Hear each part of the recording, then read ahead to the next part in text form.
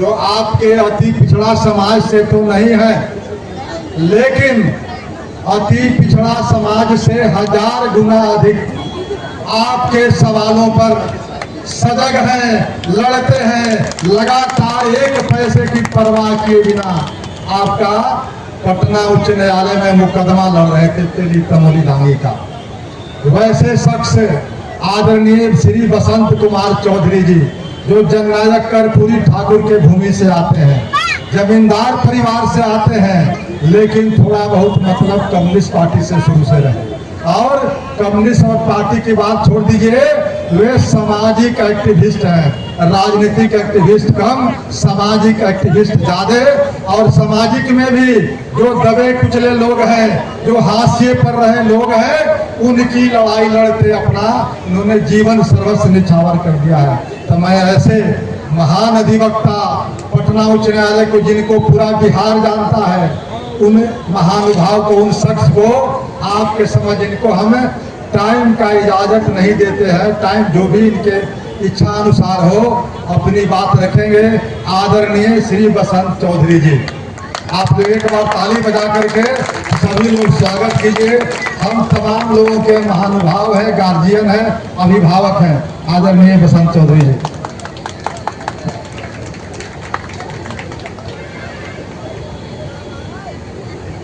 आरक्षण बचाओ महापंचायत के आयोजक महोदय प्रोफेसर रामबली सिंह जी और इस मंच पर बैठे तमाम अति पिछड़ा वर्ग, अति पिछड़ा जमात के नेतागण, और मेरे सामने बैठे उतने ही बड़े नेता जितने बड़े नेता यहाँ बैठे हैं, आप सब लोग भाइयों और बहनों, ये बहुत खुशी की बात है मेरे लिए कि जो लड़ाई 2015 में शुरू की गई थी, जब अनुच्छेद 1 एनेक्सर 1 में फेरा फेरी कर, उसके साथ खिलवाड़ कर अपेक्षाकृत उन्नत जातियों को इसमें जोड़ा गया, उसके विरुद्ध पहला धरना गांधी मैदान में आयोजित था। उसमें भी मैं उपस्थित था रामबली जी के साथ, और अन्य कई साथियों के साथ जो यहाँ बैठे हैं, महेंद्र भारती बैठे हैं, प्रोफेसर उस्मान साहब बैठे हैं, बहुत सारे लोग बैठे हैं, मैं भी शामिल था। उस दिन संख्या कम थी, कमजोरी दिख रही थी, लेकिन धीरे धीरे ज्यों आप जागरूक होते गए, जगते गए, राजनीति समझने लग गए, आपकी संख्या बढ़ने लग गई और संघर्ष का धार तेज होने लग गया, धारदार होने लग गया। आवश्यकता है उसे और धारदार बनाना। राजनीति को ताली बजती रहनी चाहिए, ताली बजती रहनी चाहिए। राजनीति को गंभीरता से, संजीदगी से समझने की जोश बहुत अच्छा है, लेकिन होश ज्यादा बड़ा चीज है। होश बना के राजनीति करना ये बहुत बड़ी समझदारी है, और आप समझदारी के बिना लड़ाई नहीं जीत सकते। बड़ी बड़ी सेना हार जाती है अगर समझदारी में कहीं भी चूक हो जाती है। ये तो सर्वविदित है, ये अति पिछड़ा जमात सर्वाधिक बड़ा जमात है, इसमें कहीं कोई दो राय नहीं है, सब मानते हैं इस बात को, और इसलिए ही आपके आरक्षण से खिलवाड़ की जाती है। सबसे बड़ी जमात होने के बावजूद आपके आरक्षण से अगर खिलवाड़ की गई और लगातार की जा रही है, तो आपको ये संजीदगी से सोचना पड़ेगा कि आखिर आपकी कमजोरी कहां है। निश्चित रूप से मैं प्रोफेसर रामबली का नाम लिए बिना नहीं रह सकता। प्रोफेसर रामबली सिंह ने जिस निर्ममता से अपना पद त्याग दिया, एक उदाहरण बतलाइए, एक उदाहरण दीजिए। जब हम लोग संघर्ष कर रहे थे नीतीश जी के जातिगत खेलों का, जातिगत खेल उन्होंने केवल आप लोगों के साथ नहीं किया, बहुत सारे अनुसूचित जाति जो नहीं थे, आप में से ही जो अति पिछड़ी जातियों के थे, उनको ठगा गया, उनको अनुसूचित जातियां बना दिया गया, जनजाति बना दिया गया। और उसका हश्र क्या हुआ आप सबों को मालूम है। सुप्रीम कोर्ट ने कहा कि ये संविधान के साथ मजाक है, शैतानी शब्द का इस्तेमाल किया, अनफॉर्चुनेट शब्द का इस्तेमाल किया। तो ये जो जाति में घोड़ा को बकरा बनाने का और बकरा को घोड़ा बनाने का खेल जो नीतीश कुमार ने किया है, इसके प्रति आदमी को सजग होना चाहिए। ये एक चुनावी राजनीति है जो हमारे प्रजातंत्र को लगातार कमजोर करती है और संविधान का हनन करती है। सीधे रूप से मैं कह सकता हूं, बतौर एक वकील के, बतौर एक संविधान जानने वाले के, कि संविधान के अनुच्छेद 16(3)(2) से जिस नीतीश कुमार की सरकार ने, नीतीश कुमार और बीजेपी दोनों मिले हुए हैं, उन्होंने इसका माहौल बनाया है, इसका मजाक बनाया है, इसकी घोर अवहेलना की है और इस प्रकार संविधान को दिखलाया है। ये बिल्कुल अमान्य है, इसको नहीं मानना है हमें और लड़ाई करनी है। आज भी कुछ लोग बोल रहे थे संख्या की कमी के बारे में, मैं नहीं मानता हूं कि आपकी संख्या में कोई कमी है। आज जो मैं ताजगी देख रहा हूं आपके चेहरे पर, आज जो मैं तनाव देख रहा हूं आपके चेहरे पर, उससे लगता है कि आप तैयार हो रहे हैं, आपका नेतृत्व बन रहा है। लेकिन जो नेतृत्व में उभरता है उसको ताकत दीजिए। आपके अति पिछड़ा जमात से मुझे एक शिकायत है और मैं खुल के बात बोलता हूं। जब आप 112 जातियों की अलग अलग सभा होती है, उसमें जितने लोग शिरकत करते हैं, जब आप मिल के सभा बुलाते हैं तो वो जोश, वो भीड़ नहीं जमा। ये हम आपकी कमजोरी है, ये सवर्णों की कमजोरी नहीं है, ये पिछड़े जातियों की कमजोरी नहीं है, आप में ये कमजोरी है। मेरे कहने का तात्पर्य है कि अभी जाति से जमात की ओर की यात्रा अभी बाकी है, इसको मानिए। और आप सबों का ये कर्तव्य है कि आप जाति से जमात की ओर बढ़िए और तब लोग ये नहीं कहेगा कि भानुक कौन है, ताली बजती रहनी चाहिए। और बहुत सही सुझाव है।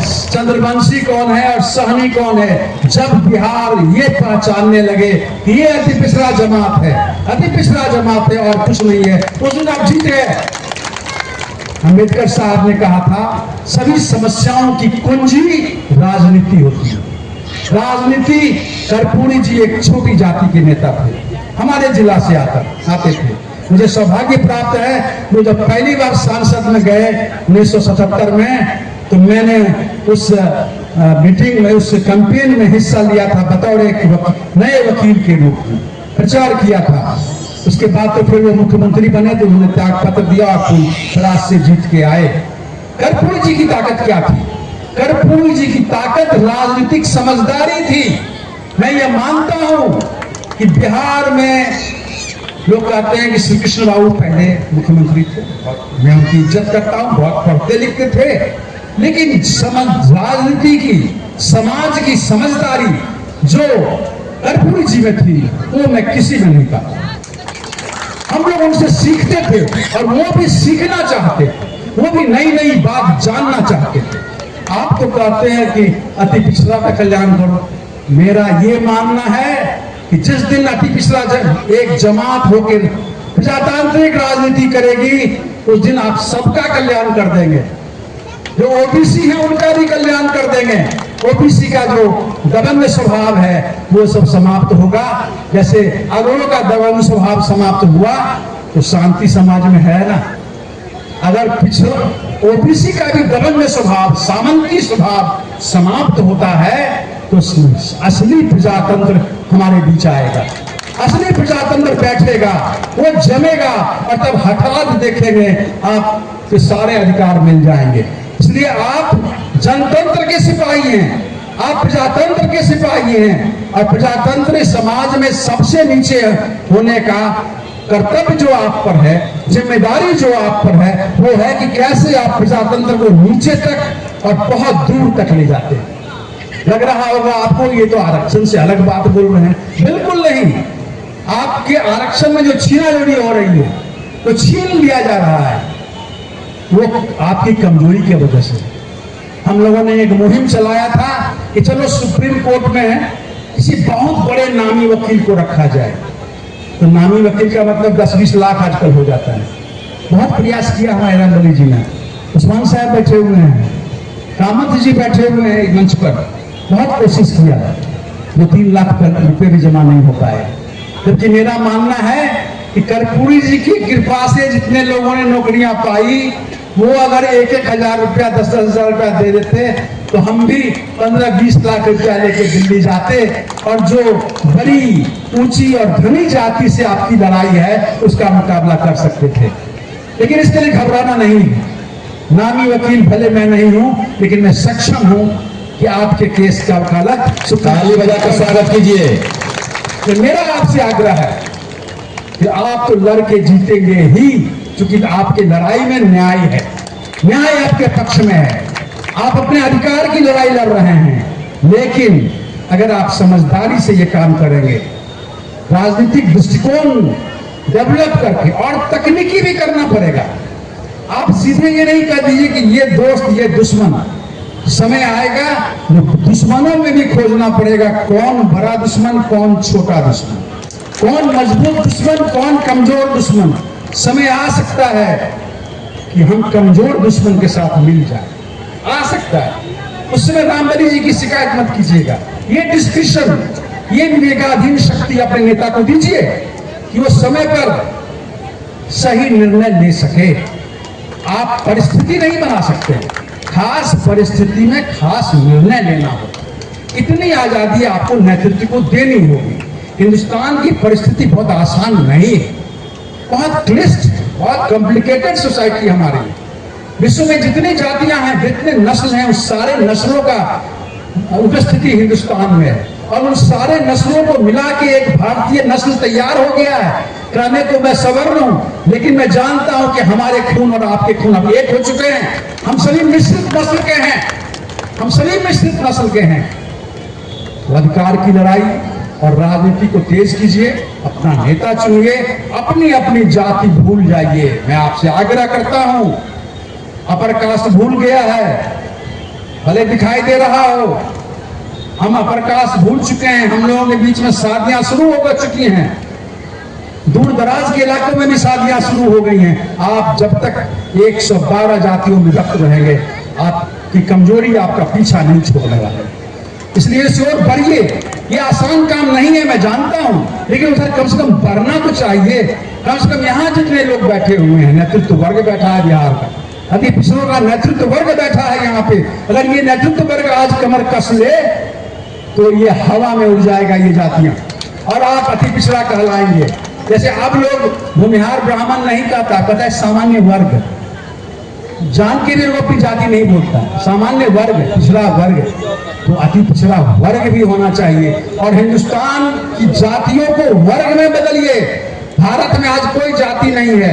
भारत में पूंजीपति वर्ग है, मध्यम वर्गीय वर्ग है, निम्न मध्यम वर्गीय वर्ग है, और मजदूर वर्ग है। इसमें सभी जातियों के लोग हैं, लेकिन आप लोग ज्यादा हैं। मैं तो केवल आरक्षण की लड़ाई नहीं लड़ रहा हूं, मैं 3 डिसमिल जमीन की भी लड़ाई लड़ रहा हूं।